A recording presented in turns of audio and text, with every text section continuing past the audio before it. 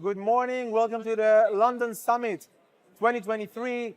A lot is going on, a lot of action. I'm here with one of the most veteran industry participants, Drew Niv, CEO at TraderTools. Good morning. How has it been so far? It's been a great show so far. Great. Any interesting meetings? Yeah, I always have interesting meetings. I've gone since the first, financemagnates. Absolutely.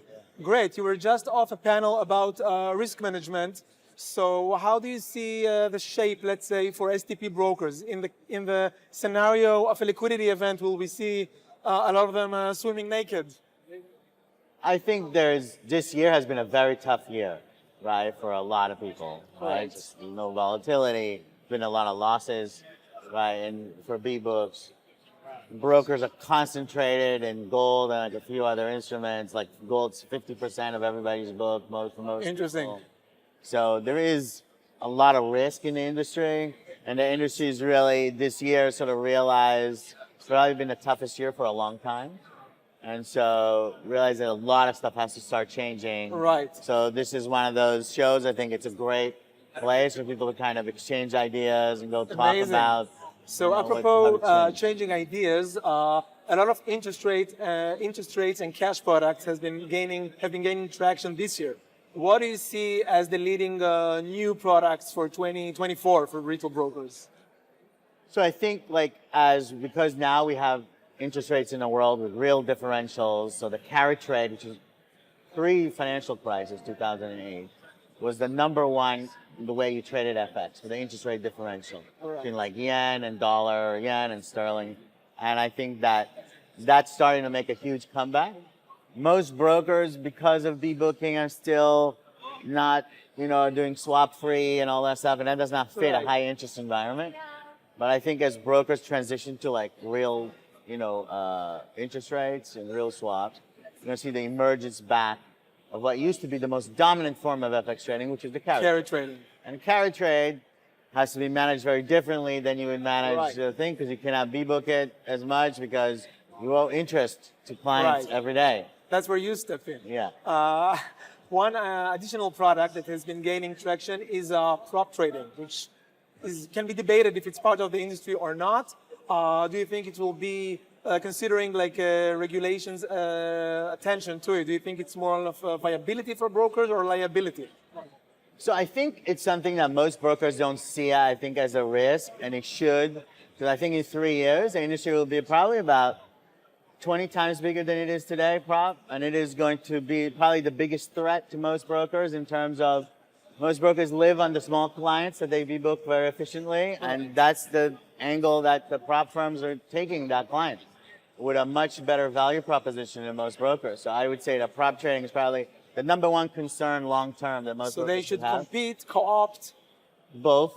Okay. Right? And I think that there's a lot of it's different strategy for different people. There's a lot of risks. It's a very immature industry, which has a lot of risk and a lot of things that still are not done in a way that a broker that's regulated is going to feel comfortable, right? So the things, it's still an industry in transition, right? But people have to realize when we started FXCM in 1999, this was an industry that just started, and had most people seen it today, they would be like, oh my Lord, what are you doing, And so it took a while for that industry to mature into a real financial industry too. And it's going to take a little bit for the prop thing to mature as well. But as a force to be reckoned with, it's something that is now probably has 1 million new users a month, right? Which is something that I don't think people understand how big this gun. 20 times bigger you foresee in a year or Yeah, it's going to be something where in every geography the brokers are in, this is going to be their number one competition. Is not fellow brokers, it's going to be this. Interesting times. Yeah. Any other piece of advice for brokers? I think this is the biggest issue. It's not just for brokers, but brokers are facing what most large companies face, which is sort of institutional stagnation, a friend of mine called. Okay. Which is institutional stagnation for retail brokers. Yeah, we've done the same thing for 10 years, 15 years. This is how we used to do it. It's always worked. And now it's not working, and we're still not going to change anything. I see. Right? And so if you don't, this is one of those turning points. Well, could be, maybe not. But either from there's some long-term risks like the prop trading, there's short-term issues like P&L that could come and change the industry, and the people who adapt are going to be great, and the people who don't adapt are kind of screwed. It sounds about right. Yeah. So you, Drew, you've been to these conferences for years and years. What is the London Summit for you, and how do you see the industry's evolution through it? So this is like I come to these events, they're like, I always told Michael, this is like my marriage. This is the thing that saves my marriage. Okay. So I don't have to do a lot of business trips, you know? Yes. Because I have 20 business trips in one at the show, Amazing. right? And so that personally what I really love about this, and you come and you meet lots of people, even on the days that the show is not here because people are coming for the show, they're gonna make a whole week out of it. Right. You know, that has always been really good. So it's like the best time to meet people who are spread out all over the globe, and going to see people in Singapore and Australia, like that, that's not feasible. Right. You know, and you know, we got so much other things to do.